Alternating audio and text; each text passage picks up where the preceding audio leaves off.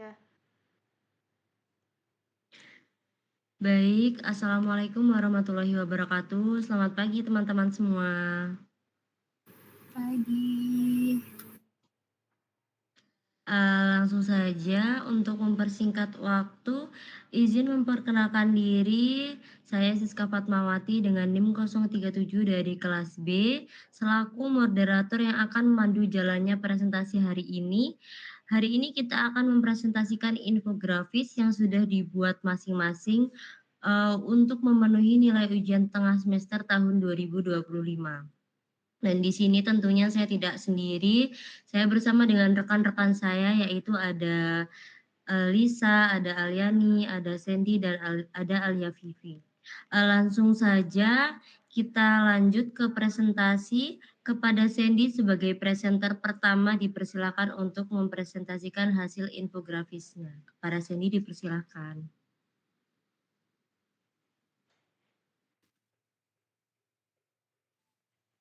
Baik, terima kasih kepada moderator. Perkenalkan, saya Sandy Wina Calista, NIM 2405040458. Di sini saya akan mempresentasikan infografis yang telah saya buat, yaitu tentang sejarah mesin jahit. Sebelumnya, saya izin untuk share screen terlebih dahulu.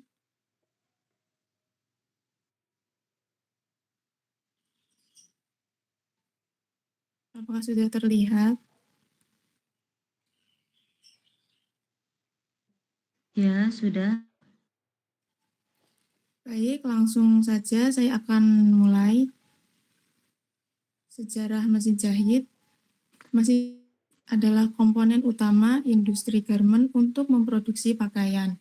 Pada perkembangannya, mesin jahit awalnya dioperasikan secara manual dengan mekanisme cukup rumit. Setelah ditemukan listrik, mekanismenya berubah menjadi mesin jahit listrik yang bekerja lebih efisien dan praktis. Mesin jahit pertama kali ditemukan pada tahun 1790 oleh Thomas Saint. Beliau adalah seorang pembuat lemari asal Inggris. Thomas Saint membuat sebuah mesin jahit yang dioperasikan dengan mengengkolnya secara manual. Kemudian pada tahun 1830 oleh Barthélemy Timonier, mesin jahit pertama yang digunakan untuk memproduksi massal pakaian adalah milik Barthélemy Timonier di tahun 1830. Penjahit asal Prancis ini membuat mesin jahit dengan satu benang dan jarum yang melengkung. Kemudian pada tahun 1845 oleh Elias Howe, membuat mesin jahit dengan dua benang dan satu jarum jahit. Mesin milik penemu asal Amerika ini mempunyai mekanisme mendorong benang menembus kain dan membentuk lengkungan di bawahnya. Kemudian dari arah lain dimasukkan benang melewati lengkung benang sebelumnya sehingga keduanya saling mengunci. Kemudian pada tahun 1851 oleh Isaac Singer sebagai orang dengan nama yang identik dengan merek mesin jahit di masa sekarang, Isaac Singer membuat mesin jahit dengan gerakan jarum naik turun yang dioperasikan dengan pedal kaki. Namun Singer harus berhadapan dengan Elias Howe berkenaan dengan hak paten. Pada akhirnya hak paten tersebut dimenangkan oleh Isaac Singer. Pada tahun 1873 oleh Helen Blanchard membuat mesin jahit dengan metode zigzag pertama di dunia. Penemu asal Amerika ini memperkenalkan metode jahit zigzag yang merupakan jahitan paling kuat untuk sebuah pakaian. Tidak hanya mematenkan satu mesin jahit, Helen mendapatkan 28 hak paten yang sebagian besar berhubungan dengan teknik jahit. Sejak saat itu, mesin jahit kemudian banyak digunakan pada industri garmen. Sebelum 1889, mesin jahit sudah digunakan oleh para penduduk. Pada tahun 1905, mesin jahit yang digerakkan oleh tenaga listrik sudah digunakan secara luas. Dan semakin majunya teknologi, muncul mesin jahit terobosan terbaru, yaitu mesin jahit portable yang praktis dan mudah dibawa kemana-mana.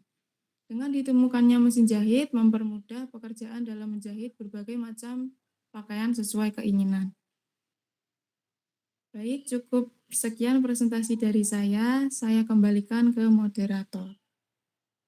Oke, baik. Terima kasih kepada Sandy atas pemaparannya.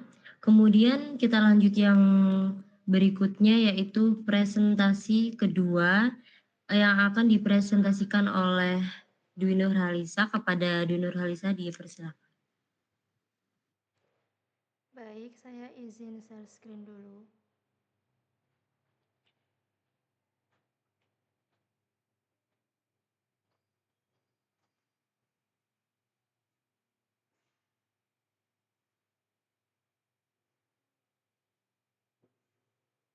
Apa sudah terlihat?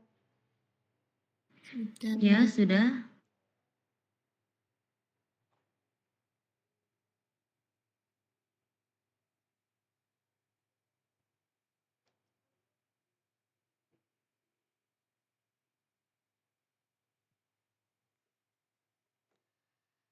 Baik, terima kasih atas kesempatan yang telah diberikan. Di sini saya Dwi Nurhalisa dengan NIM 24050404055 sebagai presentator kedua. Izinkan saya untuk mempresentasikan hasil infografis yang sudah saya buat dengan judul Kain Wastra Nusantara, Potensi, Tantangan, dan Arah ke Depan. Pertama, tujuan dari infografis ini untuk meningkatkan pemahaman dan kesadaran masyarakat tentang pentingnya melestarikan kain wastra Nusantara sebagai warisan budaya Indonesia. Melalui penyajian data, potensi, tantangan, dan langkah strategis ke depan, infografis ini ingin menunjukkan bahwa industri wastra tidak hanya memiliki nilai budaya dan estetika, tetapi juga potensi ekonomi besar jika dikelola dengan baik, didukung oleh inovasi desain, pelatihan UMKM, dan kolaborasi antara pemerintah serta pelaku kreatif. Kemudian, apa kain wastra? Kain wastra adalah kain tradisional Indonesia yang dibuat dengan teknik, motif, dan filosofi khas dari berbagai daerah di Indonesia yang wajib dilestarikan. Yang pertama, potensi. Industri wastra Indonesia berpotensi untuk terus tumbuh dan semakin diminati konsumen lokal dan internasional, sebab industri wastra Nusantara seperti batik, tenun, dan songket dianggap mampu merespon kebutuhan akan menjamurnya industri slow fashion di tengah gencarnya tren fast fashion yang berdampak negatif terhadap lingkungan. Dirjen IKMA mengungkapkan Kemenperin dan Dekratnas memberikan perhatian khusus terhadap industri wastra di Indonesia lantaran industri ini sangat erat dengan konsep berkelanjutan yang tengah digandrungi konsumen di pasar global. Kesadaran konsumen terhadap pentingnya perubahan gaya hidup dalam mendorong keberlanjutan lingkungan dan kondisi alam mengarahkan pada tren slow fashion yang bertolak belakang dengan fast fashion. Tantangan yang harus dihadapi yaitu kualitas dan standarisasi produk masih bervariasi antar daerah. Akibatnya, sulit memenuhi permintaan pasar internasional atau konsumen yang high demand. Selain itu, modal dan akses pembiayaan untuk UMKM wastra masih menjadi kendala, terutama di daerah terpencil. Untuk arah ke depannya,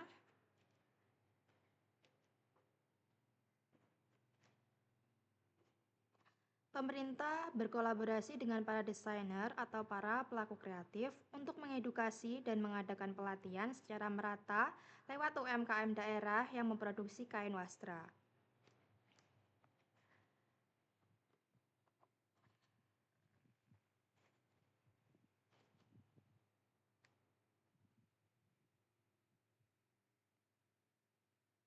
Berdasarkan data dari PT Pupuk Indonesia Persero, sebagai bentuk komitmen menjalankan mandat Undang-Undang Nomor 19 Tahun 2003, PT Pupuk Indonesia Persero terus memperkuat peran sosialnya dengan membina 1.817 usaha mikro, kecil, dan menengah UMKM, termasuk 336 UMKM pengrajin wastra Nusantara. Dukungan Pupuk Indonesia bagi UMKM binaannya diharapkan mampu mendorong mereka naik kelas dan berdaya saing tinggi. sejalan dengan prioritas Kementerian BUMN untuk meningkatkan peran UMKM dalam pertumbuhan ekonomi kreatif nasional. Infografis di atas bersumber dari Direktorat Jenderal Industri Kecil, Menengah, dan Aneka Kementerian Perindustrian, Jakarta Selatan, dan PT Pupuk Indonesia Warta Ekonomi Jakarta. Sekian presentasi yang dapat saya sampaikan. Ada kurang dan lebihnya, saya mohon maaf sebesar-besarnya. Terima kasih. Sama-sama, baik. Terima kasih saya ucapkan juga untuk Lisa sudah memaparkan materinya. Baik, lanjut untuk presentasi ketiga yang akan dipresentasikan oleh Aliani. Kepada Aliani dipersilakan. Baik, terima kasih. Izinkan saya untuk sesi ini.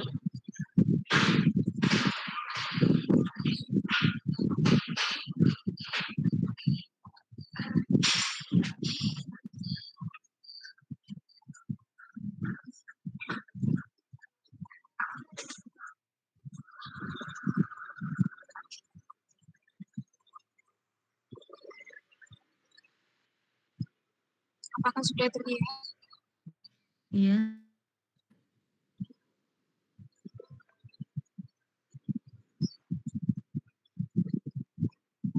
Baik, selamat pagi.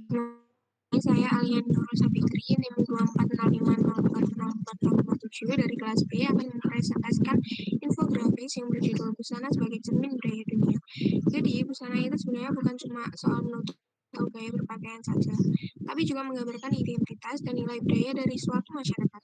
Kalau kita perhatikan, setiap bentuk, warna, dan motif pakaian biasanya punya tersendiri, mulai dari makna sosial, simbolik, sampai nilai sejarah yang menunjukkan jati diri suatu bangsa. Kalau dari sisi fungsi budaya, busana itu punya peran yang cukup luas. Pertama, bisa jadi simbol status dan peran sosial. Contohnya dalam beberapa budaya, jenis pakaian tertentu hanya dipakai oleh orang yang mempunyai jabatan tertentu atau di acara khusus. Yang kedua, busana juga berfungsi sebagai media ekspresi budaya. Lewat pakaian, masyarakat bisa menampilkan adat, tradisi, dan nilai-nilai lokal mereka.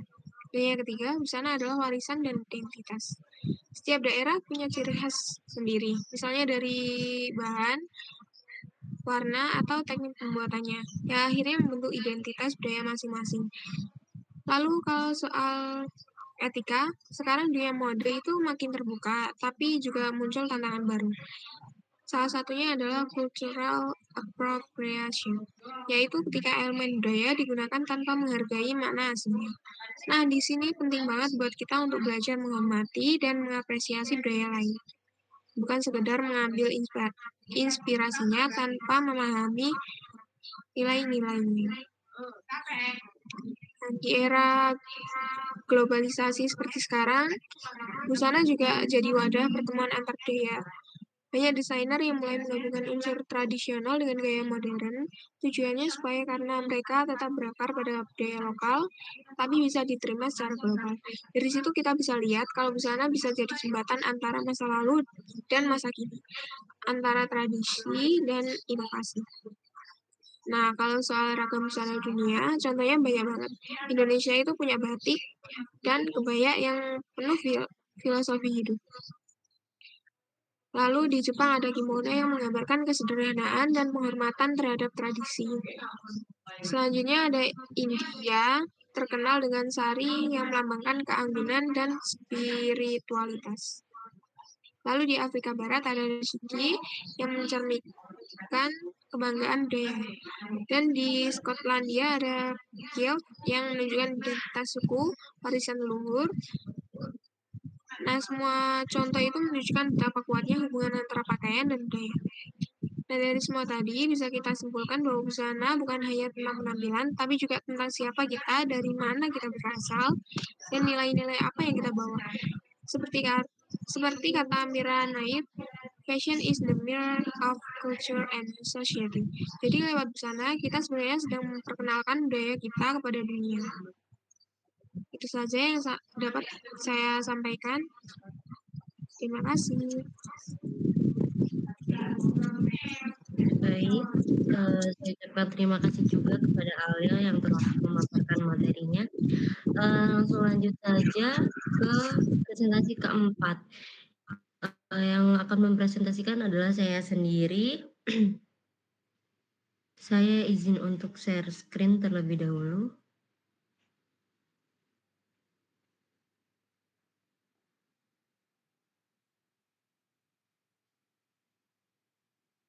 Apakah sudah terlihat? Sudah.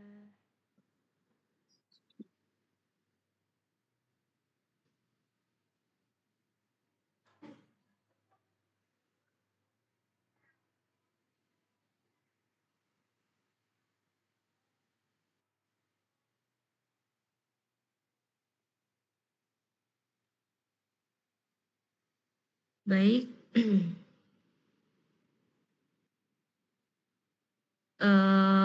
Di sini saya akan memperkenalkan nama saya Siska Fatmawati dengan NIM 037 dari kelas B. Saya akan mempresentasikan hasil infografis yang telah saya buat dengan judul Fashion dan Identitas. Di sini dijelaskan fashion sebagai identitas gender. Fashion sebagai identitas gender itu adalah sebuah karya utama untuk mengekspresikan identitas yang beragam. Jadi pilihan busana itu berpengaruh ya untuk mencerminkan perasaan dan ekspresi diri sejati seseorang. Ini menunjukkan bahwa pakaian berperan sebagai bahasa visual yang mengkomunikasikan siapa seseorang secara identitas gendernya. Biasanya kan dapat dilihat perbedaan busana pria dan wanita itu sangat jelas ya, terlihat untuk membedakannya itu busana wanita itu biasanya terlihat lebih glamor, lebih mewah, atau lebih rame seperti itu. Sedangkan busana laki-laki itu terlihat sederhana dan terlihat simpel. Kemudian yang kedua yaitu fashion sebagai ekspresi diri dan tantangan sosial. Ekspresi fashion melalui gender itu menjadi hal penting karena pakaian itu dipilih secara tepat untuk mengekspresikan diri dan mencerminkan apa yang dirasakan individu kepada dunia luar. Fashion juga menjadi identitas terlepas dari apakah seorang individu itu dilahirkan sebagai laki-laki ataupun sebagai perempuan. Kemudian poin yang ketiga yaitu sejarah warna dan gender. Sejarah warna dalam dunia fashion itu mencerminkan perubahan sosial dan budaya terkait gender. Pada pertengahan abad ke-19 mulai terjadi identifikasi dengan warna merah muda hingga warna jadi sangat terkait dengan warna feminim. Identitas perempuan sebagai simbol feminim dan kelembutan, sedangkan biru itu sebagai warna maskulin. Jadi kebanyakan perempuan itu suka dengan warna merah muda atau pink, warna yang soft-soft karena memang sesuai dengan jati dirinya, feminim. Sedangkan laki-laki itu kadang kalau kadang jarang ya ada yang mau menggunakan baju dengan warna-warna feminim seperti warna pink seperti itu. Kemudian kalau warna biru itu kan sebenarnya perempuan maupun laki-laki itu bisa memakainya begitu. Kemudian poin yang ketiga yaitu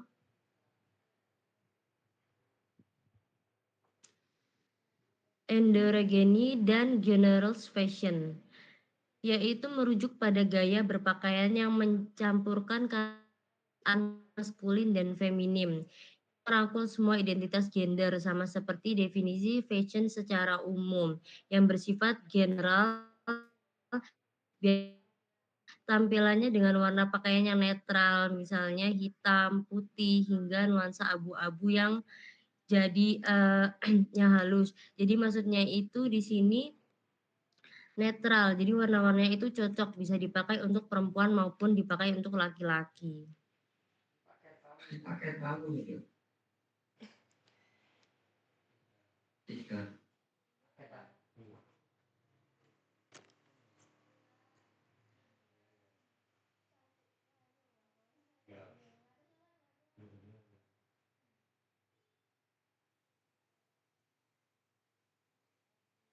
Kemudian di sini dijelaskan bahwa 60% merek fashion terkemuka itu telah mulai memasukkan koleksi netral gender. Jadi maksudnya 60% pengusaha atau industri fashion itu mulai mengeluarkan baju yang warna atau model bajunya itu dapat digunakan untuk perempuan maupun laki-laki.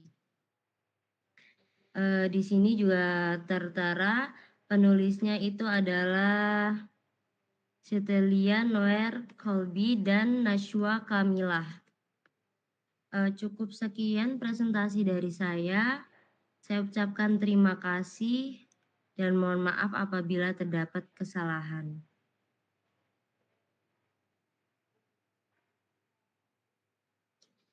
Baik, langsung lanjut untuk presentasi berikutnya yang akan dipresentasikan oleh Alia Vivian Jaya. Kepada Alia dipersilakan.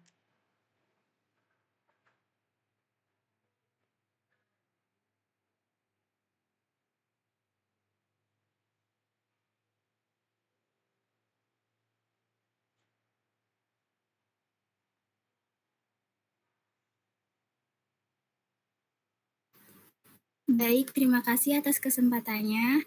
Perkenalkan, saya Alia Vivian Jaya Irsugana dengan NIM 034. Saya akan membawakan presentasi mengenai sebuah fenomena menarik di dunia mode Indonesia, yaitu cultural remix, sebuah perpaduan antara wastra Indonesia dengan gaya urban modern. Yap, dengan saya membuat infografis ini itu bertujuan untuk menggambarkan bagaimana wastra Indonesia bertransformasi menjadi bagian dari fashion urban modern sebagai upaya pelestarian budaya, penguatan identitas lokal, dan dukungan bagi ekonomi kreatif. Kemudian wastra itu sendiri adalah istilah umum untuk kain tradisional Indonesia yang dibuat dengan teknik khusus seperti batik, tenun ikat, songket, dan banyak lagi. Wastra bukan hanya sekedar kain, melainkan warisan budaya dengan makna filosofis yang tertentu. Coba teman-teman kita lihat visual utama di infografis ini, yakni ada 3 model yang mengenakan pakaian dengan motif tradisional.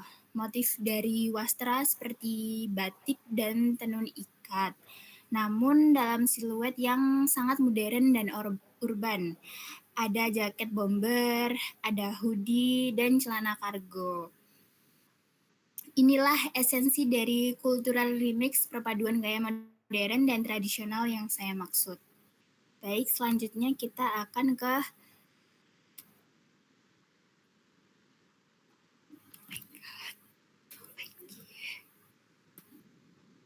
sebentar.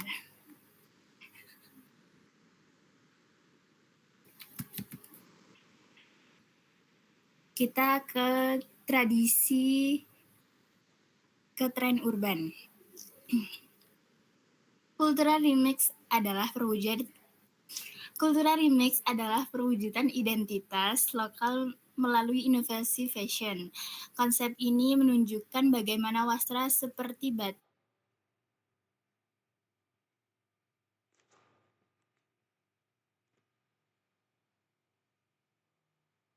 dan tenun ikat yang selama ini identik dengan acara mendunia.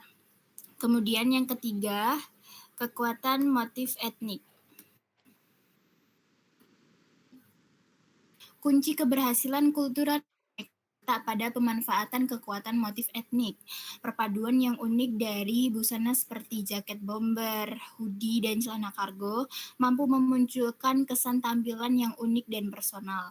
Motif etnik yang kaya makna bertemu dengan siluet streetwear yang dinamis berfungsi sebagai penghubung sekaligus penguat identitas budaya dalam busana urban.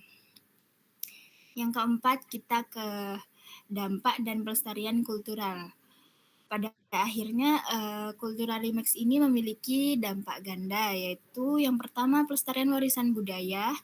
Melalui adaptasi yang stylish ini, warisan budaya kita terutama wastra batik dan tenun ikat menjadi relevan dan terus diminati oleh.